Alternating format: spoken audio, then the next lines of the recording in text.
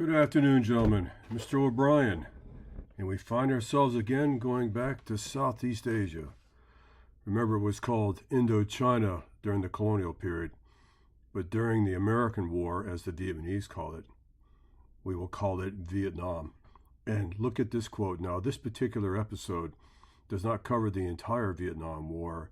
It covers the beginning of the American conflict with the Democratic president, Lyndon Baines Johnson of Texas, who took over after the assassination of President Kennedy from 1964 to 1968. This is a great quote, men. Ho Chi Minh, the educated and dynamic leader of the North Vietnamese nationalist movement. Yes, he was a communist, but first he was a nationalist. You will kill 10 of our men, and we will kill one of yours, and in the end, it will be you who tires of it. And that was pretty close. That's pretty much exactly what happened here. And if you look at LBJ, if we quit Vietnam, tomorrow we'll be fighting in Hawaii, and next we'll have to fight in San Francisco.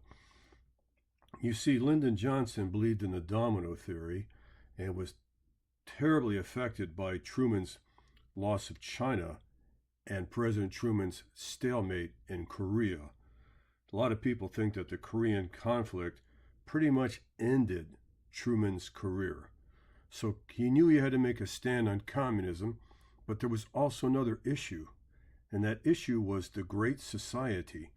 You see, men, Lyndon Johnson was hoping in his own presidency to eliminate not only homelessness and illiteracy, but poverty in the United States, one of the most dramatic social changes in our history. But that beautiful plan of the Great Society will be short-circuited by his engagement in Vietnam. All right. Tragic photograph, as you know, we talked about in detail Lyndon Johnson aboard Air Force One, now taking the oath of office in Dallas, Texas. Mrs. Kennedy, right there. This is about 3 hours after the assassination on that Friday, November 22nd. President Kennedy's coffin is in the rear of the aircraft. He's taking the oath of office with a local magistrate, and now he becomes President of the United States. Because of our Constitution, he'll be able to serve out President Kennedy's term, and quite frankly, he'll be able to serve his own. And when he told the American people that it was his dream to continue Kennedy's vision of America and world peace, he was able to win the 1964 election by an overwhelming 61% of the vote. And a lot of people, I was a young man, a lot of people truly believed that this was the best thing we could do to keep on the memory of JFK. Now, his opponent was a gentleman, a Republican by the name of Barry Goldwater. Let's go back for a second. And we'll talk about Barry Goldwater a little bit later. A little bit of a rightist. I wouldn't call him an extremist, but he was definitely in the camp of the Hawks and not the Doves. And it's funny, because he said, if we're going to go into Vietnam, let's do the job right. Let's take away from the enemy what they have, which is guerrilla warfare and concealment. And by destroying the triple canopy of Vietnam, by using low-yield atomic weapons. Well, everybody thought that was going to be a disaster and a prelude to World War III, because remember, Vietnam borders China. And it's interesting because later that's exactly what we did, but we didn't use atomic bombs. We used Agent Orange, a chemical defoliant, to try to take away the hiding places of the guerrillas of North Vietnam, known as the Viet Cong, and their regular army, the NVA, the North Vietnamese Army, okay? And, we talked about this in the past, how Vietnam had a very much a French flavor, and how they tried to turn the capital city of Hanoi in the north, right, and the Tonkin cities up there, into a little Paris. In fact, it was pretty commonplace that if you were going to be a Vietnamese and work for the colonials, you had to wear a white shirt, dress like a Frenchman, speak French, and give up Buddhism, and practice Catholicism. But at the end of World War II, the French wanted their colony back. And under the guise of fighting communism, it was really colonialism, we yielded. We gave them back. And this is going to disappoint Ho Chi Minh tremendously. The great student of Thomas Jefferson truly believed that the United States was going to champion the right to self-determination. Well, the Cold War got into the way, men, and France being part of NATO and nuclear weapons, it seemed to be prudent at the time that we take care of old friends, but in doing so, we sparked a war that the Vietnamese had sworn they would fight to the death, and they did, almost. Now, it was a proxy war, men. A proxy war is when you have superpowers that are not exactly fighting against each other directly, but are literally using other countries to do their bidding, almost like a chess game where you use pawns and minor pieces to carry out the master strategy. Well, in 1954, after the failed Geneva Convention, we draw a line in the 17th parallel, okay? And the 17th, not Korea, remember Korea is the 36th parallel, the 17th parallel, and we created the country of South Vietnam. And the country of North Vietnam was under the impression it would be elections. And those elections didn't talk about dividing the country. In fact, it talked about uniting the country under one leadership. And the Central Intelligence Agency had told Johnson and Kennedy before him and Ike before him that if there was a popular election, the communists would win. So when we decided not to honor those elections, and we began to see that we were going to have a problem. In this particular photograph, you see these are irregular soldiers. But even though they're irregular, they're not improperly trained. This is the Viet Cong. They are local, I don't want to use the word terrorists, but insurgents that operate in the shadows. And they will be in South Vietnam harassing the South Vietnamese government and the Americans and their military bases and trying to deteriorate the confidence of the new country from within. All right. Now, President Kennedy realized that in the age of atomic warfare, atomic bombs are going to be relatively ineffective. What good is it to destroy a country and able to save it? So he began to realize that the new way was not atomic weapons and H-bombs and more yield, but the way was going to be with the irregular combat, guerrilla warfare. And so he turned to the special forces. You know, we've always had Rangers and things of that nature, specialized forces in American history, but it was John F. Kennedy who really brought the Green Berets to the forefront. Remember, I told you that back in the 1960s, the Green Berets had a 97% failure rate. 100 guys applied, only 3 would qualify. So President Kennedy believed that by sending the Green Berets, a very highly motivated independent Army force, to go and educate our new allies, the South Vietnamese, and there's their flag, yellow and red, with the 3 horizontal lines, that maybe, just maybe, we could fight guerrilla warfare by teaching others to become guerrillas. Men, on paper, it was a tremendous plan, and we put a lot of time and energy into it, into the Military Advisement Command of Vietnam, but it faltered. I don't know how to explain it in such a short video, but the South Vietnamese men, even though very brave, seemed to lack the initiative that the North Vietnamese had. And unfortunately, on more than one occasion, the South Vietnamese leadership was more concerned about profit than they were about patriotism. And a lot of times, it just seemed that bad coaching and bad leadership in the South Vietnamese condemned them to not to be able to effectively counter the Viet Cong and the North Vietnamese. All right. And we did a little thing about how the Green Berets always honor President Kennedy's grave up there, and how they consider him, you know, he's the one that suggested the Green Beret. and it's still a proud tradition. Yes, there are other Army divisions today that wear berets, but only they are not green. Only the Green Berets can wear that badge of distinction. Okay. All right, and we also talked about the Gulf of Tonkin incident. Now, this will get a little complicated, men. So the Gulf of Tonkin is in the waters of North Vietnam, not very far from China. And it is no secret that long before 1964, the Central Intelligence Agencies were training insurgent teams to cause disruptions in North Vietnam, just like we had trained teams in Cuba, before the failed Bay of Pigs. And these insurgent teams, sponsored by the CIA, some of them, sometimes they were Chinese mercenaries, other times they were Vietnamese, other times they were even Americans, went into behind the enemy lines in North Vietnam to gather intelligence, allegedly assassinations, to blow up electrical plants, and just to cause turmoil. Well, often the way these teams were brought into the coast of Vietnam were by American patrol boats.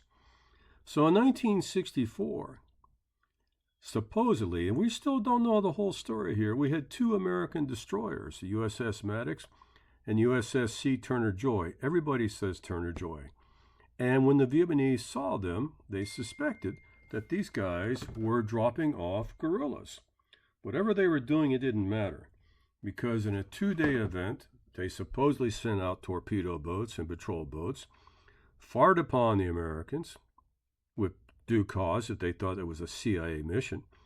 And, we're never too sure of the damage. Reports I've heard about that there was no damage to a single 45 caliber round denting the forecastle of the Turner Joy. The USS Maddox. But the North Vietnamese claimed that we were in territorial waters and we said we were in neutral waters. And so the Americans will fight back. But in the after-action reports, it was a little hazy. And some people actually believed, because of the combat air patrols, it said they did not see any patrol boats on the second day of the supposed attacks, that this whole thing may have been staged. Staged for a reason to bring in American troops, to bolster up South Vietnam, and to stop the domino theory, and stopping the idea of communism reaching all the way to Australia and New Zealand.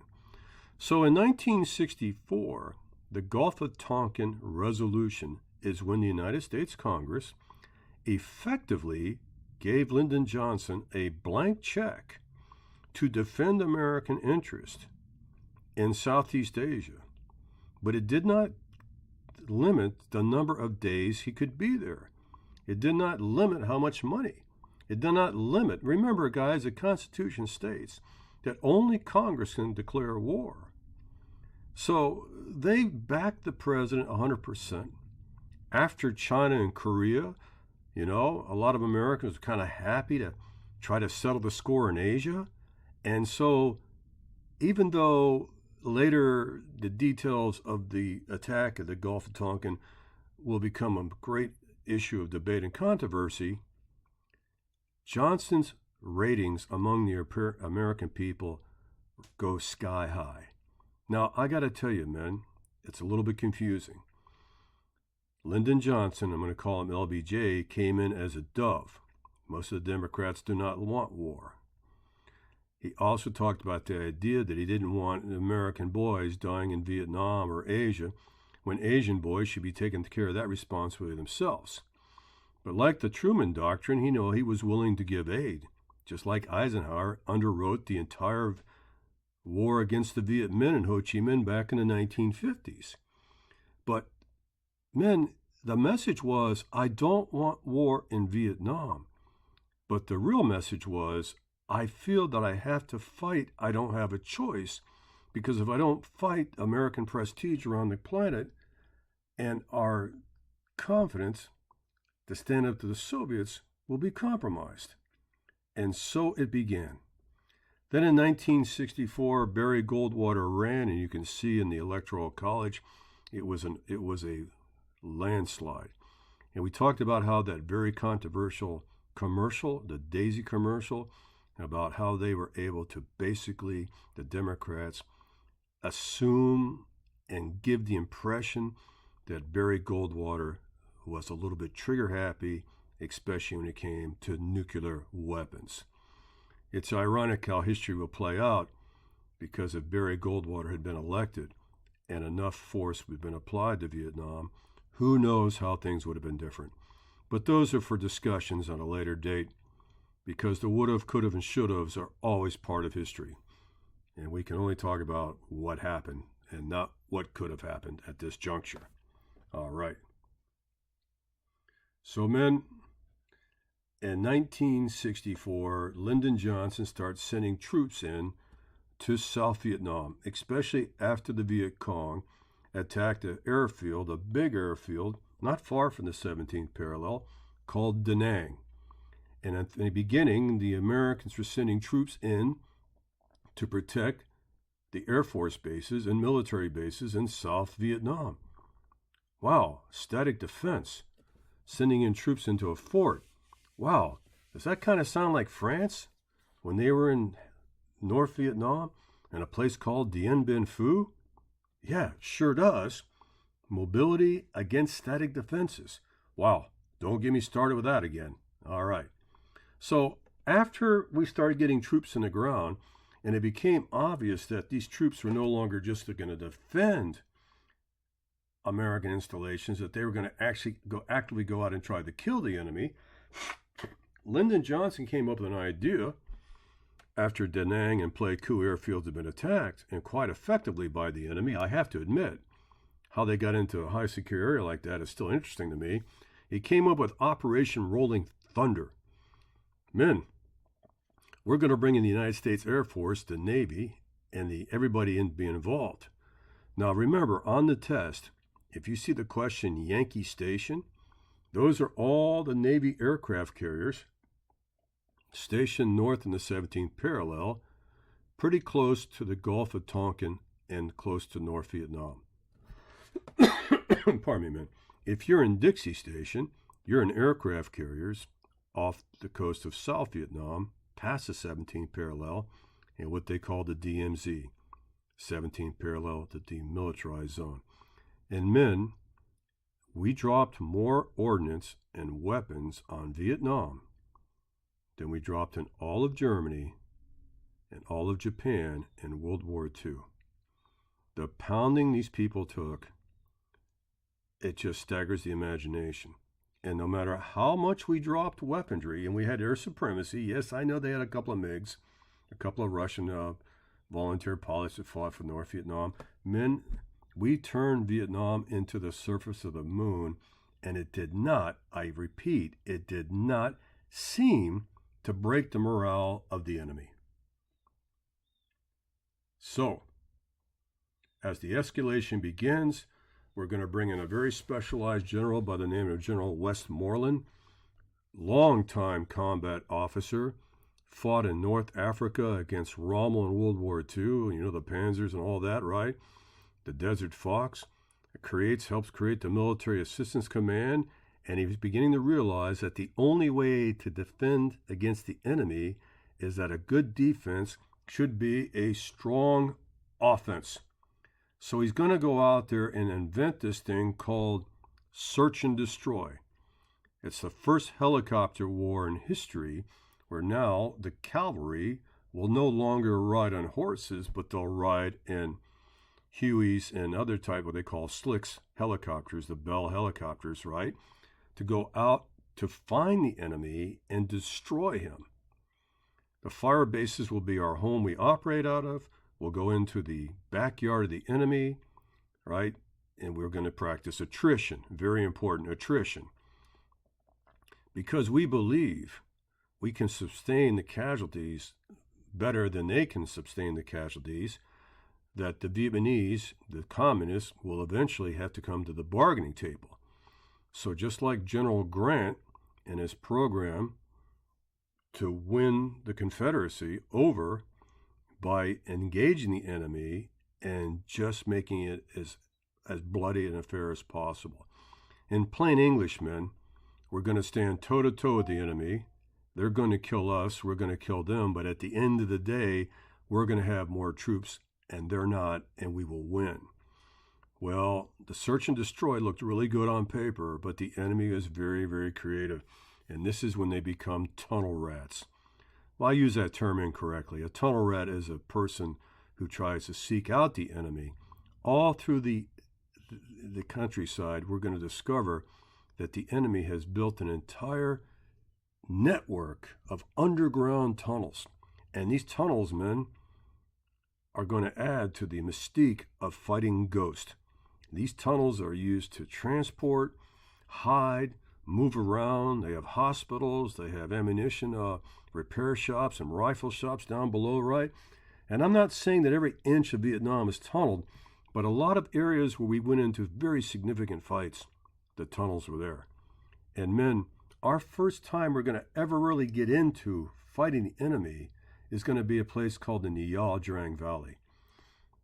And the Nha Drang Valley was kind of more of a European fight than it was a guerrilla war fight, because the enemy came out of their hidings, right, and they engaged us in open battle. And even though it was a very, very violent affair, and I do believe, and you may have to correct me on this, Mr. Linsky, I do believe that the enemy took a much worse beating than we did. The ferocity of the enemy's attacks and their ability or the willingness to take punishment and not quit the battlefield was really, shall we say, daunting, because now we realize that these guys, it's not the size of the dog in the fight, but the size and the fight in this dog is incredible. Now, this is not to say that the Americans did not give better than they took. It's just we didn't think that a irregular, I don't want to use the term farmer army, but they are farmers and peasants, and they stood and they fought proud. So we realized something, that these guys are not going to just go away. You know, and the Marines I talked to about this battle, they have respect for the enemy. And I must say, the enemy had respect for us. And that's why it's going to be such a difficult time, because you have two determined forces that are willing to make the sacrifice. All right? And the enemy was studying us. And there it is, men. Sometimes my words fail me, but I think General Harold Moore did it the best. It seemed that even though the enemy had taken some black and blues and they were bloodied, they were serenely confident that they could stand toe-to-toe with us. Nha Drang. Remember we talked about using atomic weapons? Well, the enemy had developed this capillary system of arteries and veins that didn't carry blood. Yeah, they did. It carried the lifeline. All through Vietnam, there were hundreds, if not thousands, of unpaved roads, trails, dirt paths, little cuts in the jungle known as the Ho Chi Minh Trail. And on the back of bicycles, and men and women, almost like black ants, I say black ants because a lot of them wore the black pajamas, they carried on their backs and their bicycles all the supplies needed to keep the Viet Cong going in South Vietnam. It was a conveyor belt of human labor. And so we started using something called Operation Ranch Hand. Oh, my apologies, that's the operation name. Agent Orange, which was a defoliant. And even though we stripped the enemy of their hiding places, right? Well, the payoff was terrible. Yes, we were able to expose some of the enemy's strong points, but years and years later, Agent Orange produced all sorts of terrible diseases for the Army and Air Force and the Vietnamese who came in contact with this very deadly defoliant. And we talked about some of the diseases there, everything from type 2 diabetes to leukemia. Boy, I've seen some special reports on this, man, and this was a bad collateral damage for our troops. All right, so then a stalemate comes. Now, Robert McNamara, remember the old president of Ford Motor Company, who was with JFK during the Cuban Missile Crisis, is beginning to use computers to try to figure out how to end the stalemate. But men, the increasement of troops, bringing in strategic bombers, computers, psychological warfare, you name it. Dropping sea mines in the Haiphong Harbor and other places so the enemy couldn't trade with the Soviets and the Chinese. It did not seem to stop the fight in South Vietnam to protect our allies. There's the Mekong River. The major river runs right by, I just went blank there, Saigon, right? And it just didn't seem like we could get the upper hand. And there is an Operation Arclight, B-52s. Men, I cannot tell you the damage these airplanes did, but the enemy was so resourceful that when they found unexploded bombs, they were very carefully able to dismantle them, and then they had enough ammunition and shrapnel to make their own homemade grenades, right? So Robert McNamara begins to tell Johnson that I don't think the bombing is working. And now we start seeing the American people beginning to openly protest the idea of continuing the fight in Vietnam. We're starting to see the origins of the peace movement. Pardon me, man. In fact, some people say the original peace sign was actually inspired by the naval flag code, which means the peace sign was actually the naval flag code's SB, stop the bombing. You know, one day, maybe in class, we can talk about the history of the peace sign. But right now, unfortunately, we're limited by time. Okay. So, yeah, it begins, and we talked about the Lincoln Memorial. Men, when you get 100,000 people take the day off from school and work to protest at the Washington Memorial, that's an event. And now, remember this, men, in 1966-67, the anti-war movement is not per se violent. It's almost respectful. It's all First Amendment. But later in the war with Richard Nixon, right, it goes from being peaceful to being definitely not peaceful, violent. All right. And again, let's go back to this, man. President Johnson, you know, Medicaid, Medicare, all that kind of stuff. That's President Johnson, you know.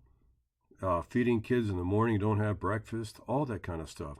Trying to find homes for people never owned homes before. Lyndon Johnson was very, very concerned about the welfare of every American, especially those people on the fringe. He always asked the question, how can we be the greatest country in history and we got people who go to bed hungry every night? We have people who can't read, and we have people sleeping in the streets. So if the Vietnam War had not happened, he wanted to be the greatest president since FDR to try to elevate the life and opportunities for the disenfranchised and those on the wrong side of the middle class. But men, the Vietnam War is going to suck all the money out of that dream. And you know, it gets to the point where unfortunately Lyndon Johnson starts hedging the truth about how much money Vietnam is costing us. And after a while, you know, Congress controls the purse strings. They're going to start realizing that President Johnson may not be fully disclosing everything to Congress that he should. Men, if you tell a lie, that's one thing. But if you don't tell the truth, that's a sin of omission, and that's still a lie, and Congress doesn't like that sort of thing. And then in 1968, oh my God, I remember I was a freshman at Columbus High School. The enemy did something that was completely unpredicted. You know, men, in Buddhism and other countries, you know, where they have these very super religious festivals, Tet is like Christmas, Easter, your birthday, everything all wrapped into one. So for 4 years, the Vietnamese have asked for a ceasefire. About a week long or so. It's a Lunar New Year, which for the Vietnamese starts in late January, February. And for the first 3 years of the war, the enemy honored it. It's a religious break. It's a holiday, right? And so we never had a reason to believe they would break this trust because they never had before, at least not to my knowledge. So in 1968, the enemy does something unusual. Not guerrilla warfare, not shadow warfare, not hit and run. They plan to go out and systematically attack every major city, every major village, every major hamlet, in an all-out push. Come out of your holes, right? Come out of the nighttime, fight in the daylight, right? Come out into the open and engage the enemy. Capture the embassy, shoot up General Westmoreland's place, right? Attack the South Vietnamese government building. It was an all-out push. We've never seen the enemy do this. Come out in broad daylight and fight us in the streets, toe-to-toe. It was unbelievable. We got a little bit of that in the A Shaw Valley, but this is a full offensive.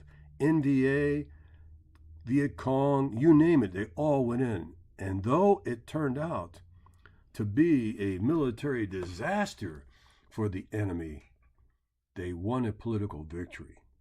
You see, Lyndon Johnson and General Westmoreland have been telling the American media and the people that there was light at the end of the tunnel. And I remember very well, everyone was believing it was only a matter of time until the enemy's will broke. And they were going to run out of soldiers and materiel. And Operation Rolling Thunder was working. But then after this, when they literally got into the embassy in South Vietnam and tried to capture the ambassador, he got out okay, right? In broad daylight, some of these attacks, we began to wonder if the enemy's spirit was really broken at all. This is a local Vietnamese sapper. That's a Viet Cong wearing regular civilian clothing so he would not be suspicious, right? And men, remember back in those days, the media had no restrictions whatsoever. Not like today. Back then, they could go anywhere, film anything, interview anybody. And Walter Cronkite was the most respected news broadcaster in America. That's no exaggeration. I love this guy as a young man. I used to watch him all the time. He's the one that told us about President Kennedy dying as the first to break the news. And when he went on the Tet Offensive, after he visited Vietnam, and told the American people that I don't think that we're going to win this war, Lyndon Johnson was very upset. In fact, he told McNamara, if I've lost Walter Cronkite, I have lost the American people. And you know what? It was true. Because Walter Cronkite said there's something wrong here. There's not light at the end of the tunnel. We're not winning this. The stalemate continues. And the enemy does not seem to show any sign of breaking, no matter how many bombs or how many search and destroy missions we put on top of him. And men, this is one of the most controversial pictures. I debated whether or not to show it to you because I think it was an AP photographer, I forgot, was able to photograph and film one of the local commanders of the South Vietnamese Army indiscriminately executing suspected Viet Cong guerrillas in the streets of, I think it was Saigon. Men, we don't do things like this, right? Even the enemy is allowed his day in court. And this idea of sitting at home and watching our allies systematically having these tribunals against suspected enemies, man, it doesn't matter if he's Viet Cong or not, right?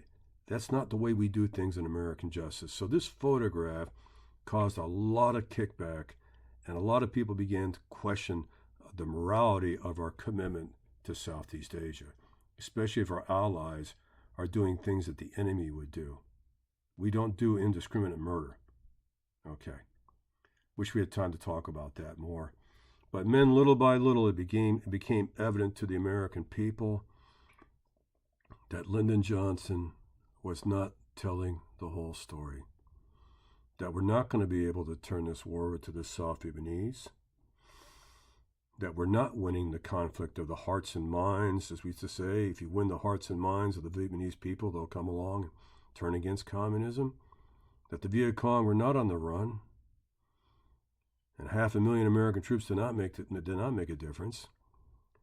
And so the American people and Congress began to call Johnson's bluff. Later, Westmoreland will be promoted. That's a term he used back to the United States. And he was fired. That'll come later in a different administration. And Lyndon Johnson begins to realize that he may not be reelected in 1968. And a matter of fact, that's exactly what happens, man. Because the Democrats, especially guys like Eugene McCarthy and Bobby Kennedy, are now calling for an unconditional halt to the bombing, immediate de-escalation of American troops in South Vietnam. We don't believe in the domino theory, right? We've had enough of Vietnam. We don't care if Ho Chi Minh's a communist. We think he's more of a nationalist. We're ready to negotiate and stop this ridiculous loss of life. And even though, whether you agree with being a hawk or a dove, or whether you agree with the idea of containment, it didn't matter, because America was beginning to see another Korea-style stalemate. And so Lyndon Johnson makes a decision, especially after Bobby Kennedy was doing very, very, very well in the polls, realized he had absolutely no chance of winning re-election. He may not even win the nomination for his party. So, in a shocking move, not only does he decide to de-escalate the bombing, right? Stop rolling thunder to try to bring the enemy to the negotiating table. In the last part of his speech, he tells the American people that he is not going to run for president of the United States anymore. Oh, it's like Harry Truman again, man. Men, that's all this guy ever wanted his whole life, was be president of the United States. His whole life was dedicated to being a person of power. And now he gets to the pinnacle of what he wants, and he decides he's going to call it quits. There goes the Great Society. There goes his second term. There goes the Vietnam War, because the enemy did not come to the negotiating table. During the de-escalation of the bombing, the enemy built more bomb shelters in Hanoi, their capital. They brought in more surface-to-air missiles. They brought in more Soviet technology, and they got ready for the next one to come up the line, President Richard Nixon. Men, LBJ was only 64 years old when he died. A lot of people, including myself, think that the war killed him. They think it was a heart attack. If you ever find a picture of LBJ right before he died, he kind of let his hair grow long. Yeah, kind of like the hippies and the anti-war initiative, right? And, man, there's no question in my mind that the war took his life, and the disappointment of not being able to end poverty and homelessness in America. And it seemed that Vietnam had claimed yet another American casualty. Wow, man, in a closing note, I was a young man. I had a couple of friends who went over to Vietnam and older than me and didn't return. And I think that's the reason that I started studying foreign policy and American history, was that it would seem to be so intense. It was like every moment of our life was about Vietnam. Now we've been in Afghanistan for 20 years, and I don't know. It doesn't seem like Afghanistan had the same daily impact on the American people that Vietnam did. And one day, maybe we could all sit down and talk about that, because the majority of Americans, I don't even think they even know where Afghanistan was. And in 1964, I didn't know where Vietnam was either. But I can assure you, by 1968, I knew everything I could about Vietnam. Men, thank you. Have a wonderful day, and I'm looking forward to seeing you again. All right. And that's Obi signing off. And have a